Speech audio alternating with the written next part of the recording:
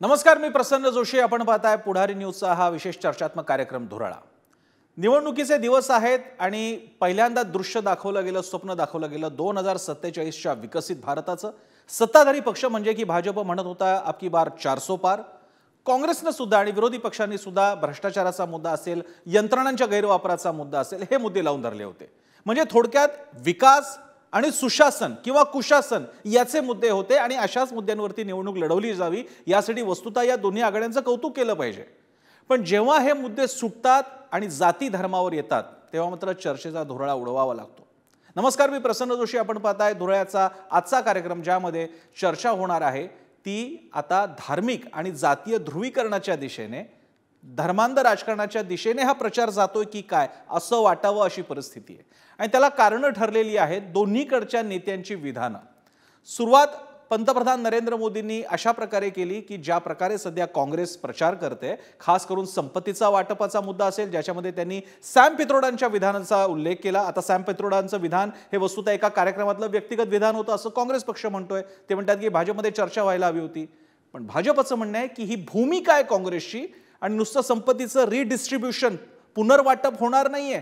तो सगळा पैसा, ती संपत्ती जाणार आहे मुसलमानांकडे.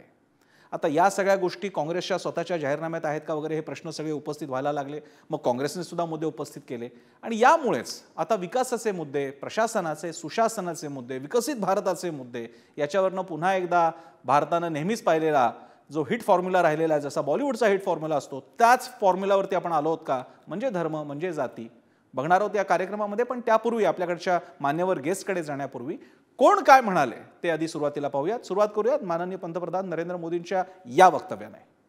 पहले जब उनकी सरकार थी, उन्होंने कहा था कि देश की संपत्ति पर पहला अधिकार मुसलमानों का है. इसका मतलब ये संपत्ति इकट्ठी करके किसको बांटेंगे? जिनके ज्यादा बच्चे हैं उनको बांटेंगे, घुसपैठियों को बांटेंगे. क्या आपकी मेहनत की कमाई का पैसा घुसपैठियों को दिया जाएगा? आपको मंजूर है? ये कांग्रेस का मैनिफेस्टो कह रहा है कि वो माताओं बहनों का सोने का हिसाब करेंगे, उसकी जड़ती करेंगे, जानकारी लेंगे और फिर उस संपत्ति को बांट देंगे. जिनको मनमोहन सिंह जी की सरकार ने कहा था कि संपत्ति पर पहला अधिकार मुसलमानों का है.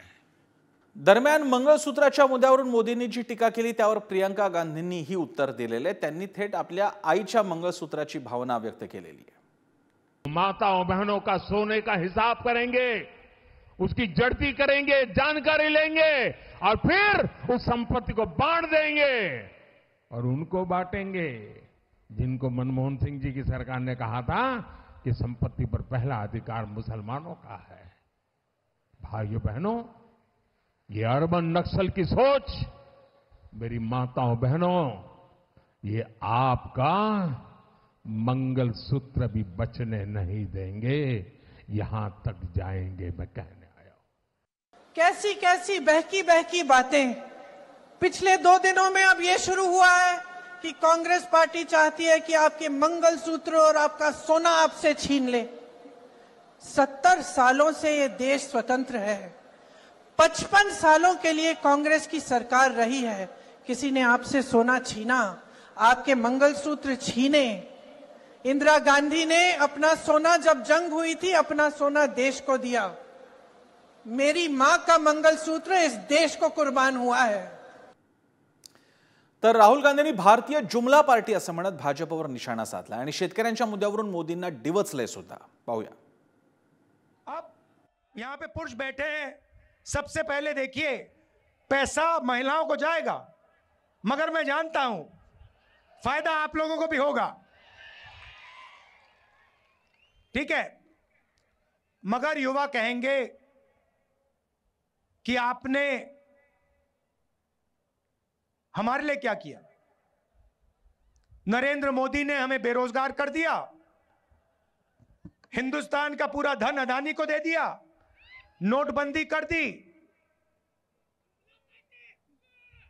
जुमला पार्टी 2 करोड़ रोजगार देने थे, झूठ था.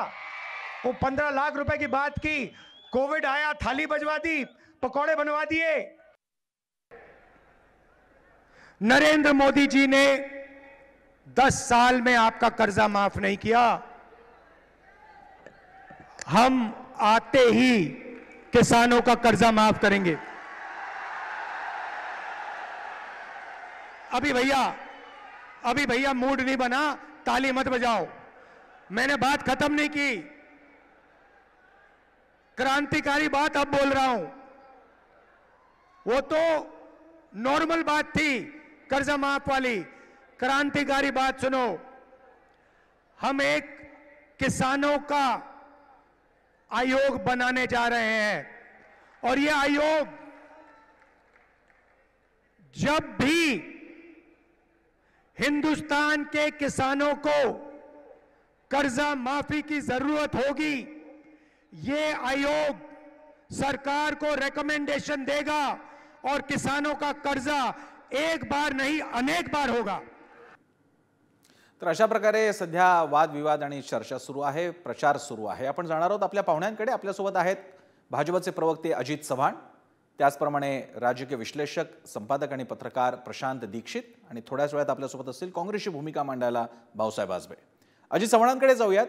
अजितजी, मला पहिला प्रश्न आहे, मगाशी मोदींचा बाईट आपण ऐकला असेल, ते म्हणतात की ही अशा प्रकारचं जे काही काँग्रेस बोलते ऐसी नक्सल अर्बन नक्सल के विचार असं त्यांनी म्हटलेलं आहे। माझ्या माहितीनुसार अर्बन नक्सल तुकडे तुकडे गँग नावाचा प्रकार देशात नाही असं भाजप आपल्या सरकारच्या गृहमंत्र्यांनी संसदेत म्हटलेलं आहे। तर मग अर्बन नक्सल विचारसरणी नेमकी येते कुठून?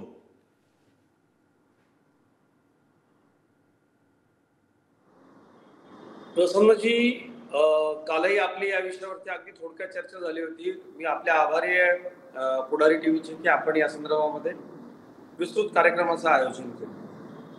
माननीय पंतप्रधानांच्या वक्तव्यांचे काही जे अन्वयार्थ आहेत त्याबद्दल आपल्याला निश्चितपणे चर्चा केली गेली पाहिजे।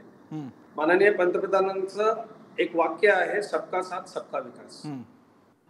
काँग्रेसनं निश्चितपणे मुस्लिम अनुयायी केला आहे का, तर तो कोणालाही नाकारता येणार नाही, स्वतः काँग्रेसच्या नेत्यांनाही तो नाकारता येणार नाही।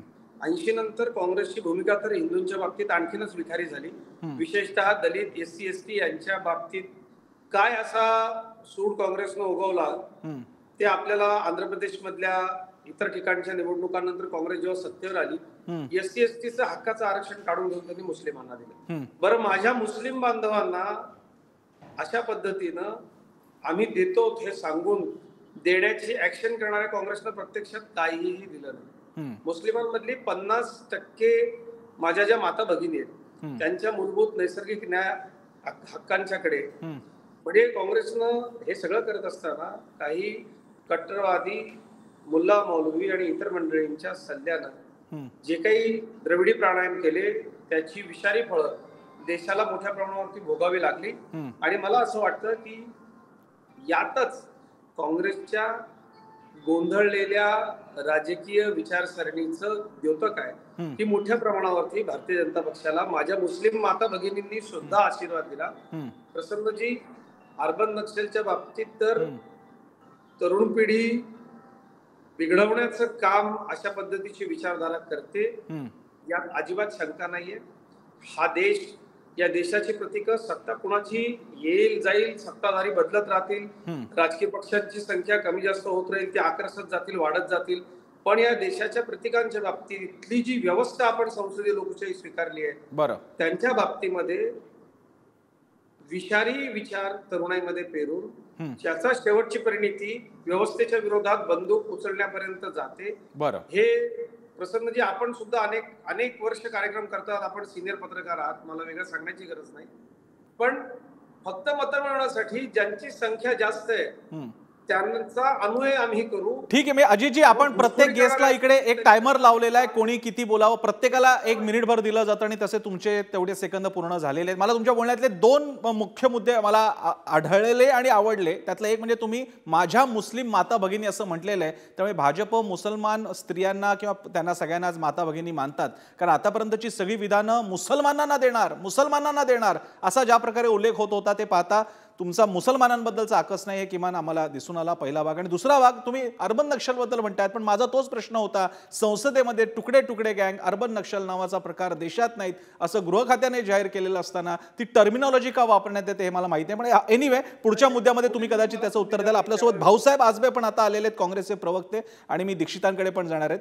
भाऊसाहेब आजबे, आपला मुद्दा चालला होता की प्रचार, आता देशाचा लोकसभेच्या निवडणुकीचा प्रचार, विकसित भारत, शेतकऱ्यांसाठीचे काय राहुल गांधींची गॅरंटी, मोदींची गॅरंटी, याच्यावरनं आता हिंदू, मुसलमान, ओबीसी, जातीयगत जनगणना, काँग्रेसवरती भाजपनं तर आरोप लावलेला आहे की तुम्ही आंबेडकरांच्या पाठीत खंजीर खुपसला, कारण SC ST ओबीसीचं आरक्षण तुम्ही मुसलमानांना देताय.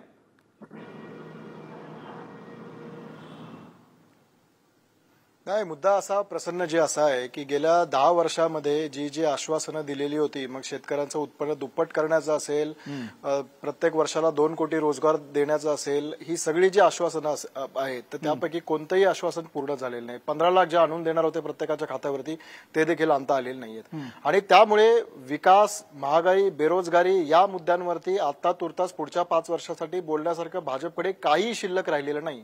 आणि त्यामुळे मग त्यांचा नेहमीचा जो एक लास्ट रिसॉर्ट असतो तो म्हणजे मुसलमानांवरती घसरणे किंवा धार्मिक ध्रुवीकरणाचा जो नारा आहे तो देणे, तो पहिल्या फेरीनंतर आपल्याला हवे तसे रिझल्ट येत नाहीत ह्याचा अंदाज आल्यामुळे कदाचित स्वतः पंतप्रधान मोदी आता धार्मिक ध्रुवीकरणाचा प्रयोग करतात. पण दुसरीकडे जर तुम्ही पाहिलं की जे तुम्ही तुमच्या सुरुवातीच्या व्हिडिओजमध्ये देखील दाखवलं, काँग्रेस पक्ष मात्र बेरोजगारीविषयी बोलतोय, बेरोजगारी कशा पद्धतीने हटवता येईल त्याच्याविषयी बोलतोय, महागाई कशी कमी करता येईल त्याविषयी बोलतोय, शेतकऱ्यांना कसा न्याय मिळवून देता येईल त्याविषयी बोलतोय, महिला ज्या आहेत त्यांना काय पद्धतीने न्याय देता येईल याच्याविषयी बोलतोय. या सगळ्या गोष्टींविषयी, या सगळ्या गोष्टी मॅनिफेस्टोमध्ये देखील आमच्या नमूद केलेल्या आहेत. त्याच्यावरती एक देखील अवाक्षर भाजप काढू शकत नाही. आणि त्याच्यामुळे अत्यंत चुकीच्या पद्धतीने आणि खोटारडेपणा करून हा मुस्लिम लीगचा मॅनिफेस्टो आहे अशा पद्धतीचा जो एक विपर्यास आहे ही लोक करताना दिसून येतात. आणि जे सुरुवातीला एक तुम्ही मोदीजींचा व्हिडिओ दाखवला प्रसन्नजी, त्यावेळी देखील जेव्हा डॉक्टर मनमोहन सिंगांनी ते वक्तव्य केलं होतं त्यावेळी देखील ते क्लॅरिफिकेशन देण्यात आलेलं होतं की पहिला हक्क कोणाचा राहील तर तो SC ST OBC, महिला, मुले आणि मायनॉरिटीज असं म्हटलेलं होतं. त्याचा देखील विपर्यास हा स्वतः पंतप्रधानांकडून केला गेला, त्याचा फॅक्ट चेक देखील झालेला होता. त्यामुळे मुद्दा असा आहे की सत्ता आपल्याला परत मिळणार नाही, आपण जी आश्वासनं दिली होती त्या आधारे तर मुळीच मिळणार नाही हे लक्षात आल्यामुळे भाजप धार्मिक ध्रुवीकरणाकडे जायचा प्रयत्न करत आहे. परंतु काँग्रेस असेल किंवा इंडिया आघाडी असेल ते बेरोजगारी, महागाई ह्याच प्रश्नांभोवती आपला प्रचार ठेवून आहेत. ठीक आहे, मी प्रशांत दीक्षितांकडे जातो. आपल्याला एक भूमिका सुद्धा लक्षात घेतली पाहिजे की यामागे नेमकं काय चाललंय राजकारण. प्रशांत दीक्षितजी, देशाच्या वातावरणामध्ये एक हवा येते, एक लाट येते. 2019ला एकीकडे राफेल डील आणि चौकीदार चोर होतं, तर दुसरीकडे मोदी आणि भाजप म्हणत होतं मैं भी चौकीदार आहे, आणि त्याला लोकांनी कल दिलेला आहे. 2014ला तर आणखी वेगळं वातावरण होतं, सुशासन, भ्रष्टाचार मुक्ती हा मुद्दा होता. आता असं काही नॅरेटिव्ह बनत नसल्यामुळे आता भाजपला त्यांच्या हक्काच्या मुद्द्यांकडे यावं लागतंय, जे काही मुद्दे आता डिस्कस झाले. भाजपालाच नाही तर प्रत्येक राजकीय पक्षाला, काँग्रेसही त्याला अपवाद नाही. 2002 पासूनच्या आपण निवडणुका पाहिल्या तर त्याला एक इमोशनल धार्मिक रंग देणं हे जसं भाजपने केलंय तसं काँग्रेसनेही केलेलं आहे. नरेंद्र मोदींच्या 2002, 2007, 2012 या प्रत्येक निवडणुकीचा मी अभ्यास केलाय, 14 आणि 19ही. प्रत्येक वेळी एका विशिष्ट टप्प्यावर विकास आणि हिंदुत्व याची सांगड ते नेहमी घालतात. आणि याबद्दल 2012च्या निवडणुकीच्या निकालानंतर, मी गुजरात विधानसभा निवडणूक म्हणतोय, त्याच्यानंतर विश्व हिंदू परिषदेने त्यांच्या मासिकामध्ये एक लेख लिहिला होता आणि त्यात म्हटलं होतं की केवळ विकासावर निवडणुका जिंकता येत नाही हे माननीय मोदी यांना कळलं. हे बरं झालं, कारण विकास गुजरातचा होऊनही नॅनो आलेल्या सानंदमध्ये मंत्र्याचा पराभव झाला. गुजरातमधले 7 मंत्री पराभूत झाले. कृषीमध्ये भरपूर प्रगती होऊन सुद्धा कृषी मंत्र्याचा पराभव झाला. सद्भावना यात्रा काढल्यानंतरही जनमत काही बदललं नाही. म्हणून शेवटी मोदींना मैं हनुमान हूं आणि राम भक्त हूं हेच सांगत फिरावं लागलं, असं विश्व हिंदू परिषदेने तेव्हाच्या मासिकात म्हटलेलं आहे. आणि पुढे त्यामुळे हा, आणि विरुद्ध बाजूला म्हटलं तर मौत का सौदागर म्हणजे सोनिया गांधींचं प्रसिद्ध विधान. मनमोहन सिंगांनी म्हटलं होतं की ये म्हणजे नरेंद्र मोदी सत्तेवर आले तर खून की नदिया बहेगी, हे त्यांचं वाक्य आहे. मुंबईच्या याच्यात झालेलं होतं. तर किंवा 19 मध्ये पुलवामा झालेलंच नाही किंवा हे भाजपनेच घडवून आणलेलं आहे आणि असं काहीच झालेलं नाही. त्यामुळे इमोशनल टप्प्यावर फॅक्ट बाजूला ठेवून विकास हा जरी एक धागा असला तरी त्याला जोपर्यंत आपण इमोशनल टच देत नाही, आणि हे सर्व पक्ष करतात, सर्व म्हणजे सर्व, मी एनसीपी, शिवसेना किंवा कम्युनिस्ट सगळ्या पक्षांचं आपण प्रचाराचं तंत्र पाहिलं तर एक इमोशनल धागा जोडलेलाच असतो. मात्र हेही लक्षात ठेवलं पाहिजे, आणि मी मोदी, राहुल गांधींपासून सर्व पक्षांच्या नेत्यांबद्दल बोलतोय की ते फक्त इमोशनल बोलत नाही, ते इतर गोष्टीही खूप सांगत असतात. आपण फक्त बाईट त्यातल्या इमोशनल उचलतो. हो, मी याच्यानंतर अजित चव्हाणांना बहुधा बोलायचं आहे, त्यांच्याकडे जातो, पण त्यापूर्वी काँग्रेसला एक प्रश्न आहे, तो सॅम पित्रोडाच्या अनुषंगाने. भाऊसाहेब आजवे, एक मुद्दा असा आहे की काँग्रेस जेवढं भाजप काँग्रेसवरती टीका करणार नाही किंवा काँग्रेस कदाचित अडचणीत येणार नाही भाजपमुळे, इतक्या प्रमाणात काँग्रेस स्वतःमुळे का अडचणीत येते? मणिशंकर काहीतरी म्हणणार नीच प्रवृत्ती का आहे आणि मोदी त्याचं एकदम बरोबर भांडवल करणार, किंवा मौत का सौदागर म्हटल्यानंतर निवडणूक फिरणार, किंवा आता जसे की सॅम पित्रोडा त्यांनी ते विधान केलं की याचा विचार व्हावा, अशा प्रकारे वारसा संपत्तीचा लोकांमध्ये वाटण्यासंदर्भातला विचार, भारतामध्ये त्याची डिबेट झाली पाहिजे. अशी विधानं इतक्या नाजूक काळामध्ये अशी विधानं करणं, अशी भूमिका म्हणणं, आणि त्याच्या जोडीला नेमकं मॅनिफेस्टोमध्ये तुमच्या पुनरीक्षणाचा तुम्ही मुद्दा मांडलेलाच आहे. हे तुमचे जे पक्षांतर्गत बुद्धिमान थिंक टँकवाली मंडळी आहेत सगळी, ती जरा जास्त अडचणीत आणतात का काँग्रेसला? प्रसन्न जी, याच्यामध्ये दोन गोष्टी आहेत. सर्वप्रथम मला हे स्पष्ट करू द्या की इनहेरिटन्स टॅक्स विषयी सॅम पित्रोदा यांनी जे काही विधान केलेलं आहे त्याच्याशी काँग्रेस पक्ष त्याचं समर्थन करत नाही. इनहेरिटन्स टॅक्सच्या बाजूने काँग्रेस पक्ष नाही. इनफॅक्ट मी असं तुमच्या निदर्शनास आणू इच्छितो की 1985 साली इस्टेट ड्युटी हा संपत्तीशी संबंधित जी ड्युटी होती ती काँग्रेसने रद्द केलेली होती. आता मुद्दा असा आहे की ऍक्च्युअली जर आपण प्रत्यक्ष शब्दशः सॅम पित्रोदा काय बोलले हे जर आपण पाहिलं तर त्यांनी असं म्हटलं की बाबा अमेरिकेमध्ये अशा पद्धतीने इनहेरिटन्स टॅक्स लावला जातो, तर भारतामध्ये देखील तसा लावावा का याच्याविषयी चर्चा होऊ शकते, विचार विनिमय होऊ शकतो. म्हणजे खरं तर त्यांनी असं म्हटलेलं नाही की मी समर्थन करतो आणि तो लावलाच पाहिजे. ते असं म्हणतात की डिबेट हा शब्द वापरला, आपण त्यावर डिबेट करू शकतो. आता मुद्दा असा आहे, काँग्रेस पक्षाने, भाऊसाहेब मी तुम्हाला एक उदाहरण देतो, भाजपनं कधीही या देशात राष्ट्राध्यक्ष पद्धतीने निवडणूक व्हावी असं कधी म्हटलेलं नाही, पण अमेरिकेचं राष्ट्राध्यक्ष पद्धतीचा मॉडेल भाजपला भारतात राबवायचा हा तुमचा अजेंडा राहिलेला टीकेचा. काँग्रेसचा अनेक पूर्व पक्षांनी त्याच्यावर भाजपवर टीका केलेली आहे, भाजपने म्हटलं नाहीये. त्याचप्रमाणे तुम्ही म्हटलं जरी नसलं तरी तुमचे हे जे थिंक टँकवाली मंडळी असतात ती काहीतरी बोलून जातात आणि त्याच्यामुळे नॅरेटिव्ह प्रस्थापित होत नाही का? नाही, पण प्रसन्नजी, सॅम पित्रोदा यांनी जे काही म्हटलेलं आहे ते काही पहिल्यांदा बोललेलं नाही, तर याच्यापूर्वी भाजपच्या लोकांनी हे बोललेलं आहे. हे ऑन रेकॉर्ड, जेव्हा जयंत सिन्हा हे वित्त राज्यमंत्री होते तेव्हा ऑन रेकॉर्ड त्यांनी असं म्हटलेलं होतं की 55% इनहेरिटन्स टॅक्स जो आहे तो भारतीय जी श्रीमंत लोक आहेत त्यांच्यावर लावला पाहिजे. आणि विशेष म्हणजे तुम्हाला आवर्जून सांगतो की भाजपच्या आयटी सेलचे जे अमित मालवीय आहेत, अमित मालवीयांनी ते रिट्वीट करून असं त्याला समर्थन दिलेलं होतं की आपण 55% इनहेरिटन्स टॅक्स लावला पाहिजे. म्हणजे मुद्दा असा आहे की भाजप काही वर्षांपूर्वी जे म्हणत होता, जेटली साहेबांनी देखील ते हयात असताना असं म्हटलेलं होतं की इनहेरिटन्स टॅक्स अजित चव्हाण बोला, लागू केला पाहिजे. अजित चव्हाण ज्याच्याबद्दल टीका करायची होती आता तेच उलटताना दिसतंय. बोला अजित चव्हाण. प्रसन्नजी, सन्माननीय भाऊसाहेब सुरुवातीपासून मूळ मुद्द्यांना बघत देत आहेत. त्यांनी एकूण जे सगळे मुद्दे सांगितलेत, काँग्रेसच्या काळामध्ये झालेली प्रगती, भाजपच्या काळामध्ये झालेली प्रगती समोरासमोर ठेवावी, सरळ सपशेल ते हरतायत. 78 मुद्दे पूर्ण करून आम्ही देशाच्या स्वातंत्र्यानंतर सर्वाधिक ताकदीनं लोकांच्या समोर जाणारा सत्ताधारी पक्ष. 1963 अजित मी तुम्हाला अजित मुद्दा असा आहे, इनहेरिटन्स टॅक्स बद्दलचा मुद्दा आहे आणि तो पंतप्रधान मोदींनी उचललेला मुद्दा आहे. तुमचं म्हणणं होतं की काँग्रेस हा असा टॅक्स आणणार आहे आणि तुमच्या हक्काने मिळवलेल्या संपत्तीवर पाणी सोडावं लागणार आहे. आता काँग्रेस म्हणते की अशा प्रकारची विधानं तुमच्या नेत्यांनी पण केलेली आहेत आणि तुमच्या आयटी सेलने रिट्वीट पण केलेली आहेत. आता मला सांगा, भाजप त्या विधानापासून फारकत घेणार का? तुमचे माजी अर्थ राज्यमंत्री होते, त्यांच्या विधानापासून अधिकृत फारकत घेणार आहे? अजित चव्हाण म्हणतील आता आम्ही फारकत घेतोय त्यापासून. पहिली आणि महत्वाची गोष्ट, अशा पद्धतीचं कुठलंही विधान रेकॉर्डवर नाही असेल तर ते भाऊसाहेबांनी द्यावं. त्याची सत्यता आपण पडताळून पाहिल्यानंतर तो चर्चेचा विषय. भाऊसाहेब रिट्वीट करतील त्यांना टॅग करून, अजित चव्हाणांना टॅग करून दाखवा, मग आम्हालाही टॅग करा, पुढारी न्यूजला पण टॅग करा. कंपल्सरी स्कीम कायदा हा काँग्रेसच्या, मी ऑन रेकॉर्ड तुम्हाला दाखवतो, आणि सरकारी कर्मचाऱ्यांचा 18% कमाईचा हिस्सा जो आहे तो सरकार जमा केला होता.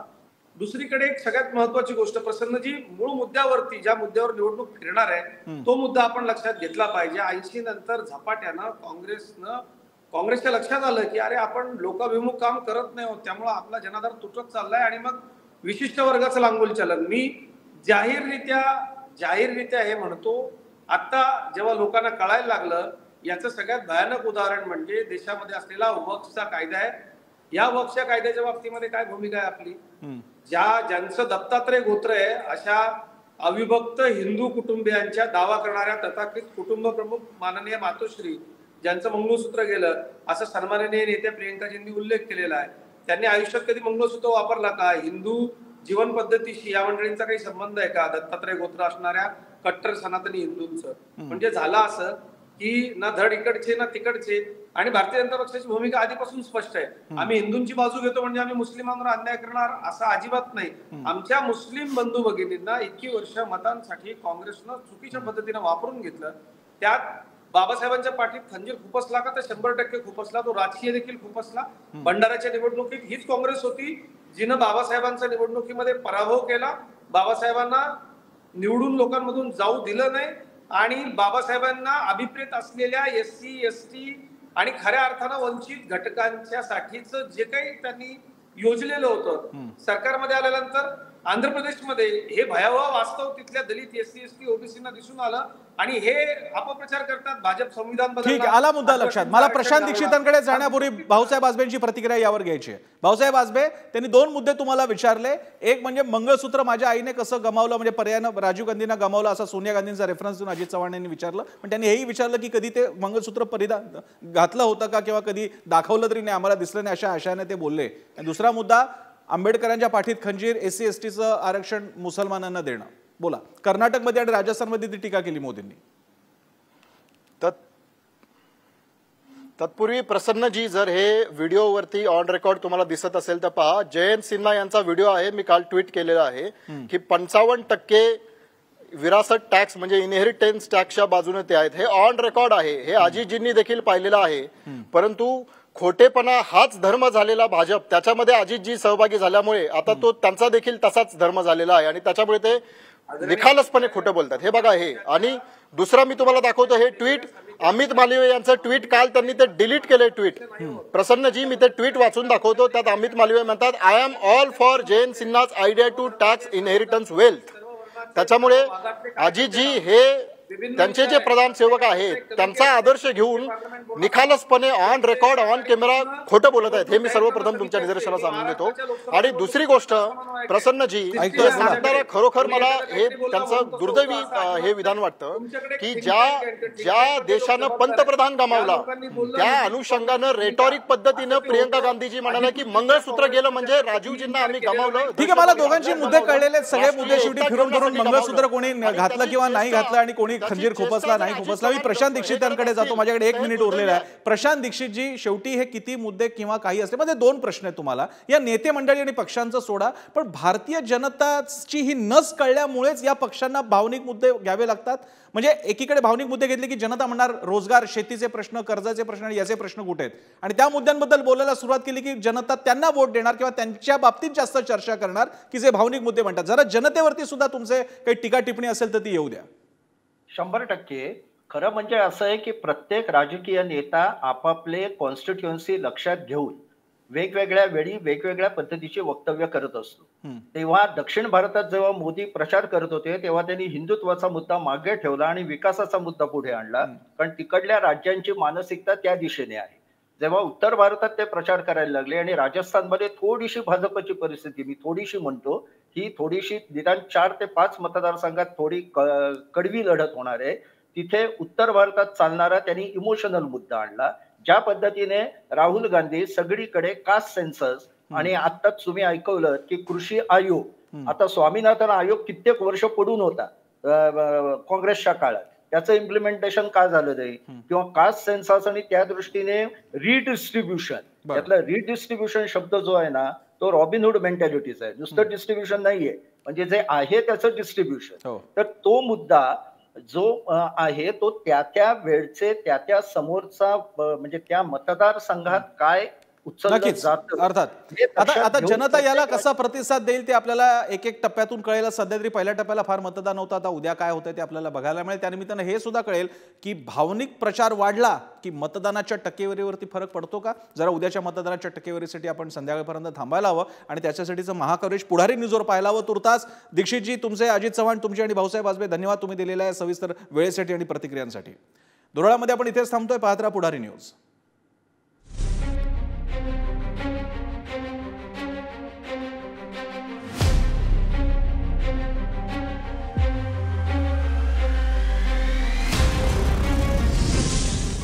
Thank you.